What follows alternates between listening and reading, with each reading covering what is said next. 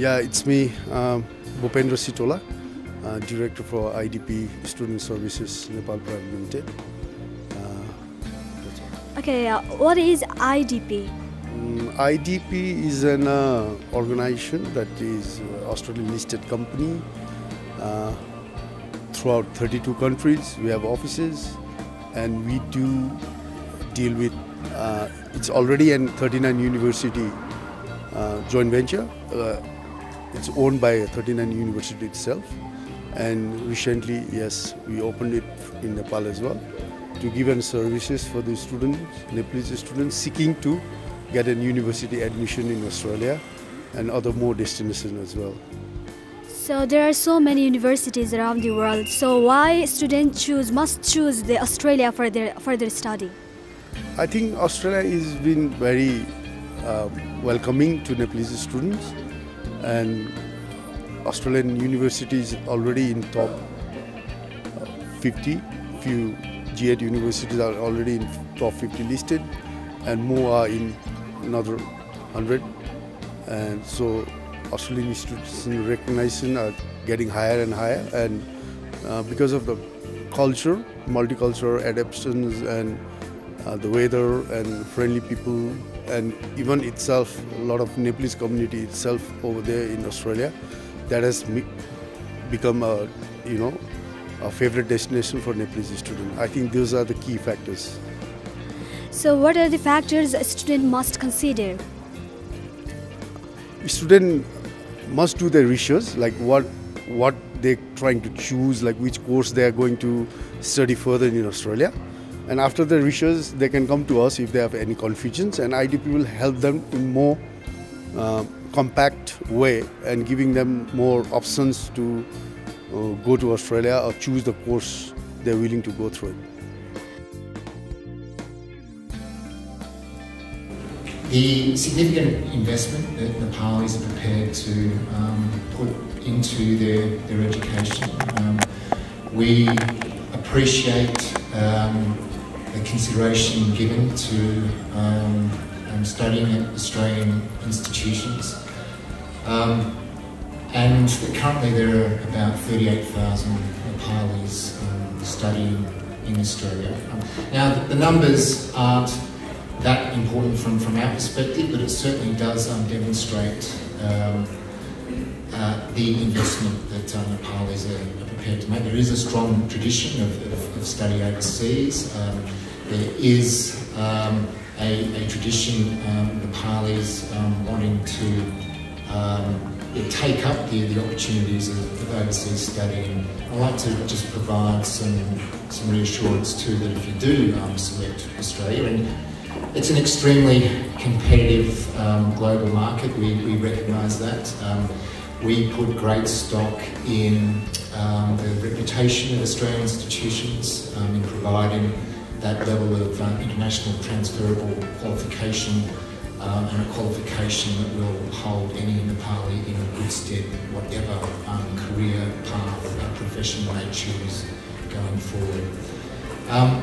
I mean, again, education is obviously a key element of it, but also it's that experience and that opportunity to travel overseas, to engage in another culture. Australia is a very cosmopolitan society. Actually, there are a large number of Nepalis living in Australia now.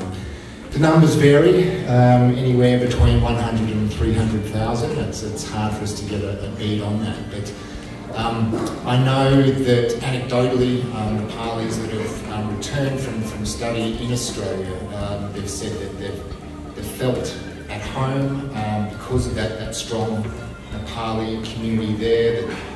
That they walk through the streets of Melbourne or Sydney, they hear Nepali being spoken. In fact, my wife recently spent Christmas with her family in Sydney. She went to the fireworks at Sydney Harbour, and she heard Nepali being spoken. So it's a thing. We recognise too that our visa settings are quite good for international students as a whole. The opportunity that if you do undergraduate or postgraduate degrees, there is the opportunity to work for a period in Australia having completed studies. The idea behind that is to enable students not only to gain a nationally recognised qualification, but also be able to build on that and to return home not only with a qualification but also work experience that we understand. In Kathmandu, this is my second visit. I was last here about 25 years ago, a much younger person, and went off for a trek around the nice snow-covered mountains and had a great time, and it's fabulous to be back. So, as you can see here in front of you, teaching in Australia, it says a mix of tutorials and lectures. Well, in some cases that may not be the case. It may be that it's a workshop style class, so there's no distinction between what we're doing. There's a bit of theory, a bit of practice, all in the one session. And at UTS, and I can speak purely from a UTS perspective here about the way we've done that. And in a lot of subjects we've converted them from this model of the lecture tutorial to a more of a studio environment, where you're given a problem and you might work on the one problem for the entire semester, or you might work on several smaller problems across the semester, or there might be a problem every week across the 12 or 13 weeks of the semester. And our model of teaching and learning is about trying to get people ready for the industry. It's practice oriented. There's a global workforce, as was pointed out earlier in some of the earlier slides. And the other thing about it, also innovation was pointed out, is that our teaching and learning is research inspired from what our academics are doing in their innovative spaces. Now, I say that from a UTS perspective because that's where all my knowledge comes from. But I'm sure that all other institutions are doing very similar things, because it's not about telling people what it is, giving all this theory out there and expecting you to absorb it like a sponge. It's about helping you go on that learning journey. And that learning journey takes many different paths, because different disciplines require different styles of learning. So for example, in nursing, which I know nothing about by the way, but in nursing there's a lot of practical education there, because you have to know what to do in the hospital. Engineering's the same. When I get out in the field, I need to know what to do from a practical perspective. And in IT as well, because we need to know how to code, or we need to know how to connect that network together. And those are the practical skills that you get in our courses, and I would say from other courses as well, from other institutions. But one of the key things, I think, from teaching and learning in the Australian model is the fact that we are trying to produce lifelong learners, because we know now what the jobs are. We know that we can be a programmer or a network engineer or a civil engineer. But there's a lot of research out there that says 50% of the jobs that will be around in the year 2030, so 10 years from now, roughly, don't exist now. So how do we teach students and get students ready for jobs that don't exist? So this idea of studio-based learning, problem-based learning, or project-based learning, where you are communicating with your fellow students, you are collaborating with your fellow students, doing problem solving, doing critical thinking, critical analysis, they are the skills you need. Yes, you need some technical skills in your area, civil, programming, nursing, whatever it happens to be, but you need those other skills, because that's also important in the workplace. It's all about a set of capabilities that you have for going forward into your future roles.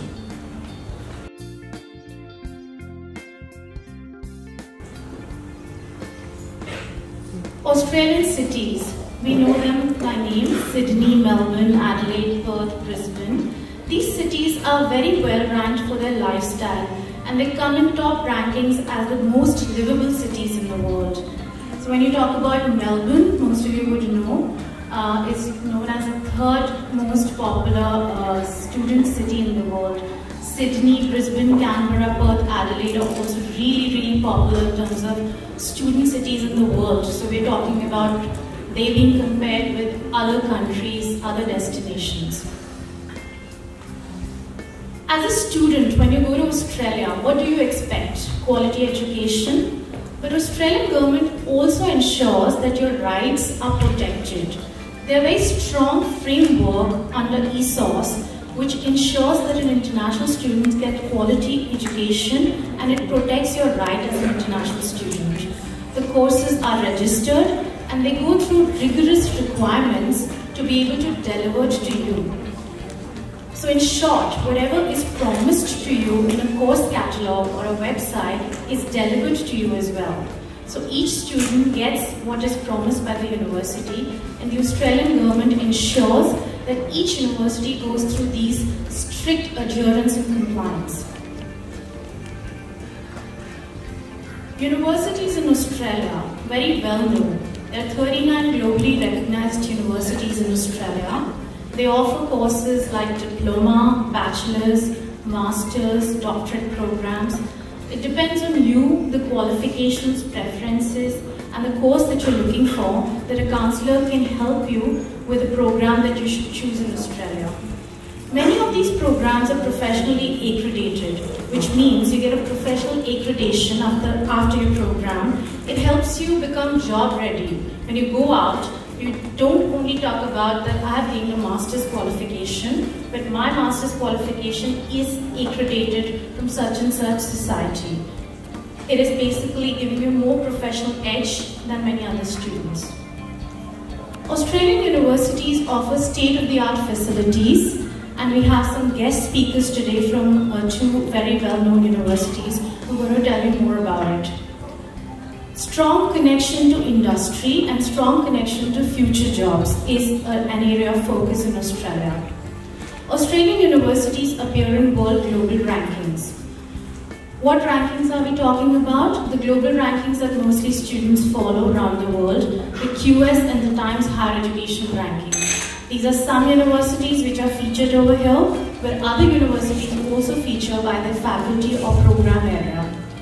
When we talk about rankings, we recommend students to choose a program and then the university, and not the university and then the program. So for your program, one university could be really good, whereas for another program, for another student, another university could be very good. So rankings should be seen relatively. Today I'm just going to talk quickly about the support services that international students they experience when they enroll at Australian universities. So it's all about exploring, basically. So I'll just give you a quick heads up about, in general terms, in perspective of how the Australian universities support international students in terms of your academic growth, your personal growth, or your career development. So as you can see, what's mentioned here, from your free airport pickups to arranging your accommodation, to helping you out in understanding the education system, to helping you out in enrolling in your courses and guiding you out in terms of which subjects to select to start with. Going forward, I think today the event and information session that we have today, this is the perfect example of how Australian universities start with supporting the international students. So you do not even have, you haven't even submitted the applications to the universities yet, but we as Australian universities have started supporting you as our future international students.